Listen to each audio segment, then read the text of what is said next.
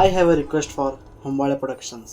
ನೋಡ್ರಿ, ಹೊಂಬಾಳೆ ಪ್ರೊಡಕ್ಷನ್ಸ್ ಏನೈತಲ್ಲ, ನಮ್ಮ ಕನ್ನಡದ one of the best production ಹೌಸ್ದಾಗ ಒಂದೈತಿ.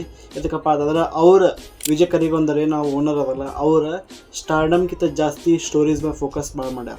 ಫಾರ್ ಎಕ್ಸಾಂಪಲ್ ಕಾಂತಾರ 2022ದಾಗ ಬಂದಿದ್ದ, ಆಮೇಲೆ ಮಹಾವತಾರ್ ನರಸಿಂಹ, ಧೂಮಮ್ ಅಂತ ಹೇಳಿ ಒಂದು ಫಿಲ್ಮ್ ಬಂದಿತ್ತು, ಭಗೀರ ಅಂತ ಹೇಳಿ ಒಂದು ಫಿಲ್ಮ್ ಮಾಡಿದ್ರು.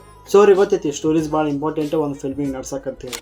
ಸೊ ನಂದು ರಿಕ್ವೆಸ್ಟ್ ಏನಪ್ಪ ಅಂತಂದ್ರೆ, ನಮ್ಮ ಉತ್ತರ ಕರ್ನಾಟಕದ ಒಬ್ಬರ ಸ್ವತಂತ್ರ ಹೋರಾಟಗಾರರ ಕ್ರಾಂತಿವೀರ ಸಂಗೊಳ್ಳಿ ಅವ್ರ ಮ್ಯಾಗ ಒಂದು ಫಿಲ್ಮ್ ಆಗ್ಬೇಕಂತ ಹೇಳಿ 2012 ದರ್ಶನ್ ಅವ್ರು ಮಾಡಿದ್ರು ಕ್ರಾಂತಿವೀರ ಸಂಗೊಳ್ಳಿ ರಾಯಣ್ಣ ಅಂತ ಹೇಳಿ.